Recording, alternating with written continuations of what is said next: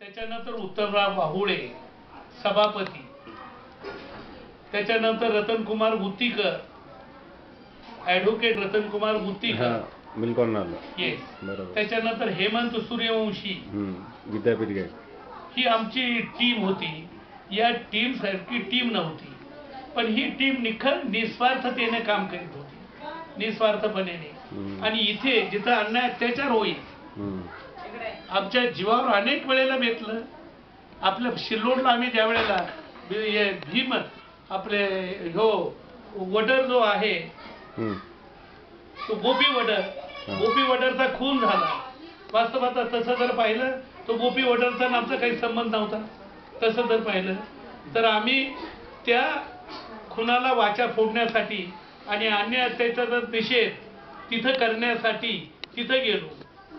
तिथे गेल्यानंतर प्रचंड सभा झाली. प्रमुख स्पीच माझंच असायचं नेहमी, मुखंड स्पीच. प्रधान म्हणू लागले की हिवराळे सर तुम्ही बोला, गुत्तीकर वगैरे अगोदर आटपायचे, मी सगळ्यात शेवटी बोलायचो. तर हे पोलीस सुद्धा येऊन माझे नवल करायचे आणि ते अभिनंदन करायचे त्या काळामध्ये. तर त्या गोपी वडरची सभा संपली आणि पांदी होती, पांदी, या पांदीवरती आमच्यावरती हमला झाला. पण आम्ही त्याच वेळेला दुसऱ्या रस्त्यानं गावातली मंडळी म्हणू लागली या पांदीनं धोका आहे, या पांदीनं जाणं धोका आहे, म्हणून दुसऱ्या रस्त्यानं गेलो आम्ही. म्हणून आम्ही वाचलो. आम्ही बाहेर गावी गेलो तरीही याच्यामध्ये सर्व्हिसमध्ये आम्ही हे केला नाही, खंड पडलेला नाही. कारण की संस्था फार शहाणी होती, संस्थेमध्ये फार मातबर माणसं होती. ते म्हणायचे तो सामाजिक काम करतो ना, ठीक आहे त्याला सवलत द्या, सामाजिक काम करतो त्याला सवलत द्या. म्हणून आम्हाला सवलत मिळाली, त्या सवलतीचा आम्ही पुरेपूर फायदा घेतला. त्याच्यानंतर गंगापूरमध्ये चांभाराचा खून झाला, ऊसाच्या थळामध्ये चांभाराचा खून. तिथे गेल्यानंतर आम्ही तिथे प्रचंड आमच्या जीवावर बेतलेलं होतं. तिथे आम्हाला जाळून टाकण्याचा प्रयत्न झाला तिथे या गंगापूरला, म्हणून तिथून वाचून आलो. म्हणजे सांगायचं तात्पर्य हे सगळे प्रसंग जरी आले तरीही आमच्यामध्ये तसूभरही काम करण्याची जिद्द कमी झालेली नव्हती. उलट भारावून गेलो होतो. आणि सबंध मराठवाडा आम्ही पायाखाली घातला, सबंध मराठवाडा. सर आता मग 2 ते 4 ग्रुप झाले, त्यावेळेला काय सिच्युएशन होती मराठवाड्यामध्ये? 2 ग्रुप होते, दुरुस्त आणि नादुरुस्त. येस, 2 ते 4 झाले त्यावेळेला मराठवाड्यात काय सिच्युएशन होती? नाही, 2च ग्रुप होते त्यावेळेला, एक मांजरमकर आणि एस टी प्रधान, एक 2च ग्रुप. दोन्ही ग्रुपला लोक जयंतीला बोलवायची, दोन्ही ग्रुपला. आणि ती मंडळी जी आहे मांजरमकर हे खार खायचे प्रधान, ते एका कॉलेजमध्ये होते ना, एका कॉलेजमध्ये होते, त्यामुळे एकमेकाची जेलसी एकमेकाच्या बद्दल प्रचंड असायची. तो इंग्लिशचा माणूस, हा इंग्लिशचा माणूस, मांजरमकर सुद्धा इंग्लिशचा होता, हा सुद्धा इंग्लिशचा. आणि एवढंच नव्हे तर धोंडरी गेवराईला, गेवराई तालुका, धोंडरी गेवराईला तिथे सभा ठेवली अन्याय अत्याचाराच्या बाबतीमध्ये. तिथे बाया नागव्या करण्यात आल्या होत्या तिथे सुद्धा या धोंडरी गेवराईला. आणि आपलं जळीत प्रकरण होतं ते, म्हणजे झोपड्या जाळलेल्या होत्या. त्या प्रकरणामध्ये झोपड्या जाळल्यामध्ये आम्ही गेलो, उन्हाळ्याचे दिवस होते, दोन्ही ग्रुप आम्ही गेलो, दोन्ही ग्रुप्स आम्ही गेल्यानंतर तिथे प्रचंड सभा झाली. हँडबिल वाटले गावोगाव, गावातली लोक आली, परगावातली लोक आली आणि अशा प्रकारे गावोगावचे लोक आले. तिथे सभा सुरू झाली. ती सभा सुरू झाली, प्रधानला कल्पना आली होती अगोदर की इथे दंगल होणार आहे म्हणून. वास्तवात त्यांनी आम्हाला सांगायला पाहिजे होतं, पण आम्हाला सांगितलेलं नाही. ते दंगल होणार होती म्हणून मी अगोदर भाषण करतो आणि हिवराळे सगळे शेवटी बोलतील. पण ठीक आहे बा, सगळे मांजरमकर वगैरे हे ते ठीक आहे म्हणे, तुम्ही अगोदर सभा घेतली दोन्ही ग्रुप. त्यावेळेला ग्रुप्स एकत्रित झाले आणि एकत्रित निषेधाची सभा. आणि त्यावेळेला प्रधान बोलत असताना असे बत्ती लावलेली होती उजेडासाठी. तिकून दगड जो आला तो बत्तीला लागला टिकून. हम्म. आणि जेव्हा लोक पळाले, खेटर टाकून, चपला टाकून, डोक्यातले फेटे काढून, म्हणजे उन्हाळ्याचे दिवस होते ना. आणि हे आपले पुढारी, तुम्हाला पुढाऱ्याचं बद्दल सांगतो, एक पुढारी व्यासपीठावर नव्हता. त्यांचे बुटही पडले तिथंच, सॉक्स पडले तिथंच, मांजरामकरचे सगळ्यांचे, या प्रधानचे वगैरे सगळ्यांचे. आणि कुठं जाऊन पडले, हे एका सुडीला याची सुडी असते ना, त्याची मक्याची, त्या सुडीच्या पाठीमागे जाऊन लपले. त्यांनी सहारा घेतला. लोक पळाले, मी माईक हातात घेतला. माईक हातात घेतल्यानंतर मी बोलायला सुरुवात केली. मोठमोठ्यानं आरडून सांगितलं लोकांना, तुम्ही या परत, या परत, या परत, सभा होणार आहे, सभा होणार आहे. आणि शेवटी सभा झाली. आणि त्यावेळेची घटना अशी आहे, ते तर वर्तमानपत्रामध्ये, सकाळमध्ये, आणखी केसरीमध्ये प्रसिद्ध झालेली मोठ्या फ्रंट पेजवरती. आणि त्यावेळेची घटना अशी आहे की बॉब मधला माणूस म्हणू लागला की पळणारे पुढारी एकही बोलणार नाही, फक्त दाढीवाले जे आहेत तेच बोलतील, फक्त या सभेला तेच बोलतील, कोणी बोलणार नाही. आणि कोणी बोललं नाही. तिथं वार्ताहर होते की गवईला, दादासाहेबाला खबर मिळाली. खबर मिळाल्यानंतर त्यांनी सांगितलं की RPIची इज्जत जर कोणी वाचवली असेल तर DL हिवराळे यांनी, या कार्यकर्त्यांनी वाचवली. आणि मला तिकून अभिनंदनाचं पत्र दादासाहेबांचं आणि रासू गवईचं आले. इथे ज्या वेळेला अलायन्स झाला आपल्या भडकल गेटला अलायन्स झालेला होता काँग्रेसच्या बरोबर. त्यावेळेला इलेक्शन लागले होते. इलेक्शन लागल्यानंतर ते दोन्ही मंडळी आपले तिथे आले, रफिक झकेरिया वगैरे, ही ती सगळी मंडळी, दादासाहेब गायकवाड. परंतु दगडफेक सुरू केली. कोणं केली सर दगडफेक? या पॅन्थर्सनी दगडफेक केली. ही घटना केव्हाची सर? येस, ही बहुतेक त्यात आपले पॅन्थर आली असेल. हा, येस, पॅन्थर आली त्यावेळेला. 73 आल्यानंतर, कारण की अलायन्स झाला होता 67 मध्ये. ते बरोबर अगोदर पॅन्थर आली होती 73 का 74 आली पंचायत हे. तर त्यांनी दगडफेक केली. म्हणजे दगडफेक करणार कोण? गंगाधर गाडी. आता सध्या कबुली देतात बघा ते. आता कबुली देतात की हिवराळे तुम्ही वाचले, हे फार चांगलं झालं. मला दगड लागला होता तिथे, डोक्यातून रक्त गळत होतं.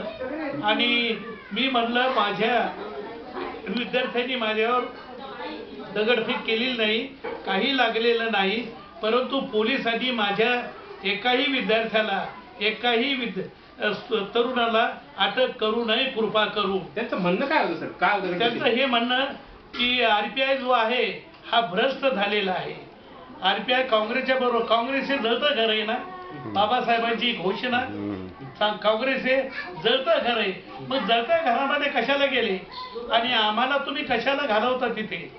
आम्हाला तरुणांना, आम्ही तरुण एक स्वतंत्र राहणार आहोत आणि पॅन्थर संघटना चालवणार आहोत. आणि आम्ही तुम्हाला ठिकाणावर आणणार, म्हणजे RPIला ठिकाणावर आणणार. सगळे भिवू लागले RPIचे लोक. आणि एकही व्यासपीठावरती नाही.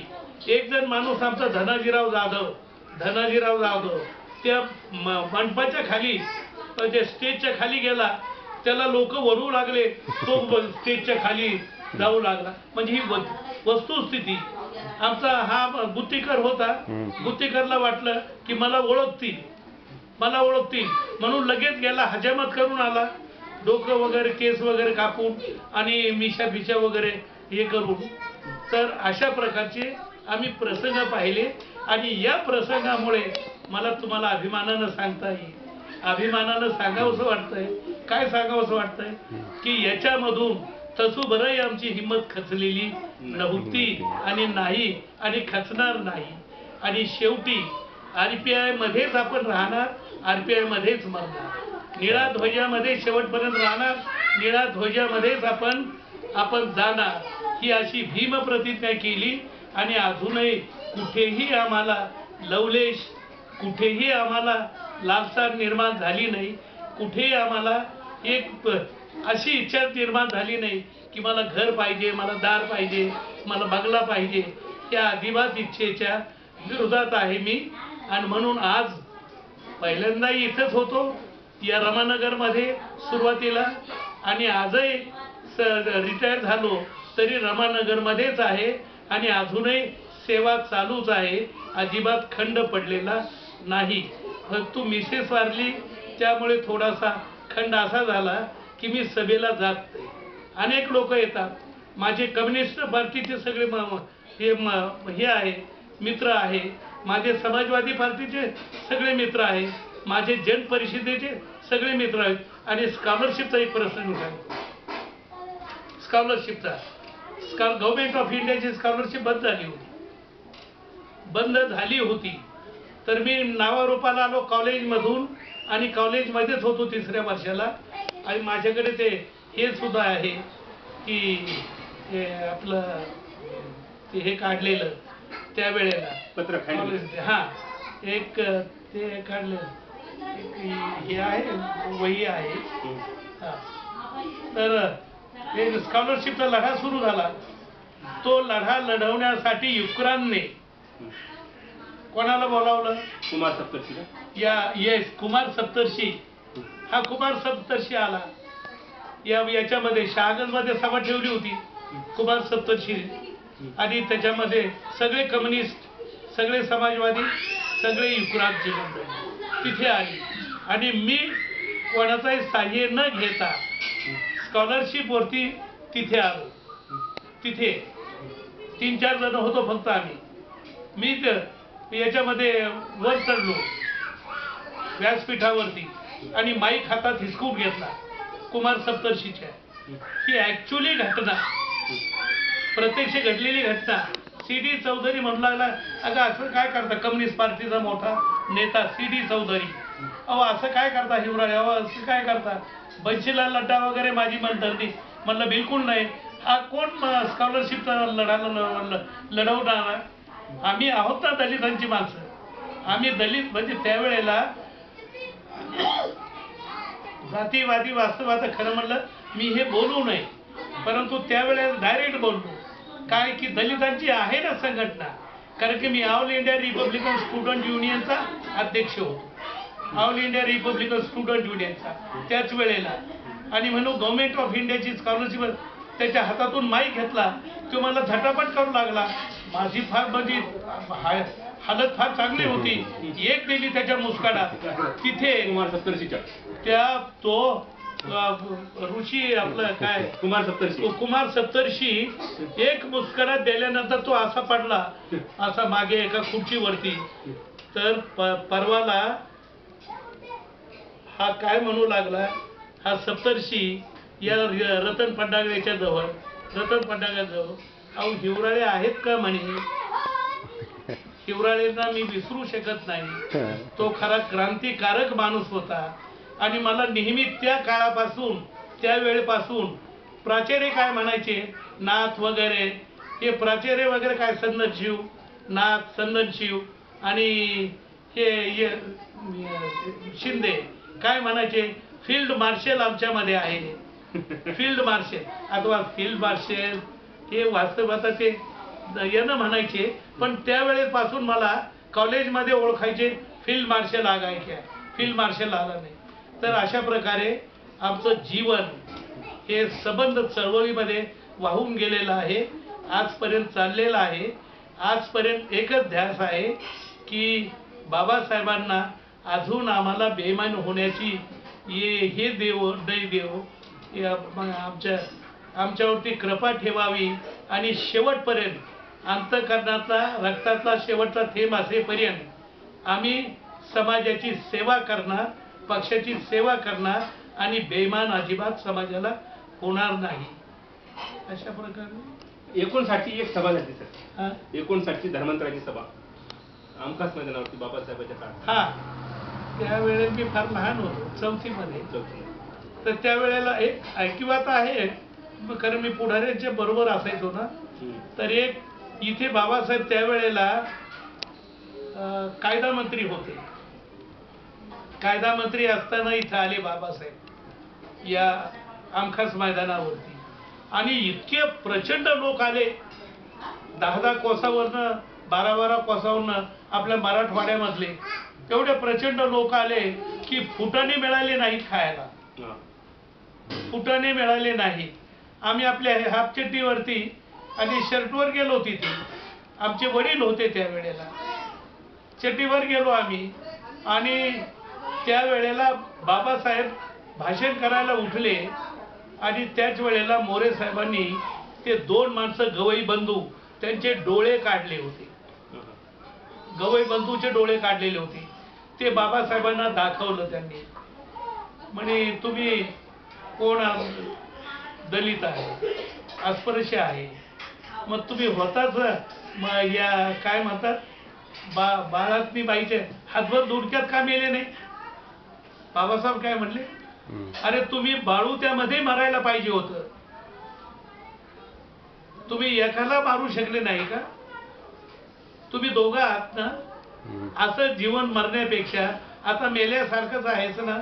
असं जीवन जगण्यापेक्षा मेलेलं काय वाईट आहे. आणि मारून मरा हा संदेश बाबासाहेबांनी दिला. आणि बाबासाहेब एवढे द्वेषात बोलले मोठ्याने. त्या सभेला हे केलं बाबासाहेब मार्गदर्शन की ते मार्गदर्शन पूर्ण मी सांगू शकत. लहान होते येस, लहान असल्यामुळे. पण उर्मी मात्र तेवढी जिद्द तेवढीच आहे, त्याच्यामध्ये मात्र कमतरता नाही. आणि म्हणून कुठे अन्याय अत्याचार झाला, औरंगाबाद नव्हे, मराठवाड्यामध्ये कुठेही, मग तो कोणी मोठा माणूस असो. मी बाबासाहेबाला पाहिल्यानंतर साहेब मला एक अभिमान असा वाटतो की आजकाल मी माणसाची पाहतो, कमिशनर पाहतो, मंत्री पाहतो, कुठलाही प्राईम मिनिस्टर पाहतो, परंतु आम्हाला फार थिटे माणसं वाटतात. मला स्वतःला फार तिथे की ज्या महान नेत्याला मी पाहिलेलं आहे, महामानवाला पाहिलंय, त्या मानाने ही माणसं काय. म्हणून माझ्या आजपर्यंत अंतःकरणामध्ये अजिबात नर्वसतेची भावना नाही किंवा हे नाही माझ्यात. म्हणजे भीती वाटत नाही मला, कोणाचीच भीती वाटत नाही, अजिबात नाही. त्या बाबासाहेबांना पाहिल्यामुळे लाईफमध्ये मला कोणाची, मी कुस्तीमध्ये चांगले चाप घेतली. मी ज्या वेळेला जयंतीचा प्रोग्राम असायचा त्यावेळेला सगळी मुसलमान माणसं हैराण व्हायची की हा लाठी काठी खेळणारा माणूस. मी पठारे वस्तादच्या चेला जो आहे त्याच्या हाताखाली मी शिक्षण घेतलं लाठी काठीचं. मी रिप्रेझेंट केलं मराठवाडा युनिव्हर्सिटी कुस्तीमध्ये. आणि मी याच्यामध्ये कबड्डीमध्ये एका वेळेला 19 बक्षिसं मिळाली, गोल्ड मेडल. मी जनरल चॅम्पियनशिप होतो या औरंगाबादमध्ये. माझ्या हाताखाली हे दत्ता पात्रीकर डायरेक्टर आणि विजय पात्रीकर आणि हा झारगड मामा पैठणचा, यांना मी शिकवलेला आहे. परंतु मी इकडं सगळ्याच याच्यामध्ये असताना तर याच्यामध्ये खेळामध्ये कमी हे लक्ष झालं माझं या सगळ्या व्यापामुळे. आणि म्हणून आजही मला ती फार हुरहुरी आहे. माझ्या मनामध्ये अजूनही जोम आहे, जोश आहे, उल्हास आहे आणि काही करून दाखवण्याची धमक आहे. 87चं एक प्रकरण झालं सर, लिंबोनी हत्याकांड. त्याच्यामध्ये तुमची भूमिका मोठी राहिली ती. लिंबोनीचं पैठण गायरान जमिनीचा प्रश्न, आंबडला जे प्रकरण झालं ते हत्याकांड म्हणजे काय, प्रचंड हत्याकांड. माणसं कापूनच टाकले, तोडले माणसं. त्याला त्या याच्यामध्ये गेलो आम्ही आणि DSPला तर असा बोललो होतो मी, असा बोललो, प्रकाश आंबेडकर होते, असा बोललो होतो मी की अहो म्हणे हिवराळे एवढा तो DSP आहे. म्हणलं बाळासाहेब, बाबासाहेबांच्यामुळं काहीच माणसं नाहीत हो, ही कचरा वाटतात. म्हणलं DSP आहे म्हणून त्याला अन्याय करण्याचं सांगितलं का. आणि तिथे त्या लोकांची ठीक आहे त्यांना सहारा द्यायला त्यांना. आणि म्हणून साहेब एक महत्वाची, आता मी माझं स्वतःच हे करीत नाही, परंतु खेडेगावचा माणूस, खेडेगावचा सभा ठेवली की पहिल्यांदा हिवराळे साहेबांना घेऊन या. बरोबर. कोणी आम्हाला चालत नाही. हिवराळे साहेबांच्या शिवाय आम्हाला ते इथे याची गाडी घेऊ इथे. अहो आमची याला सभा त्या ओगलेच्या कारखान्यामध्ये सभा ठेवली कामगारांनी तिथं ओगलेच्या कारखान्यामध्ये, आणि ओगलेच्या कारखान्यामध्ये सभा ज्या ठेवली, हजारो माणसं तिथे जमा झाली होती. हजारो. रणसिंग वगैरे कम्युनिस्ट पार्टीचे होते, ते सुद्धा फिके पडले. ते म्हणे मान्य केलं तुम्हाला, आम्ही तुम्हाला मान्य केलं. औरंगाबाद मधून येऊन सभा जिंकणे आणि आमच्या एरियामध्ये सभा जिंकणे, आम्ही धन्य झालो म्हणे. तुमचं अभिनंदन करतो. इन कॅमेरा एक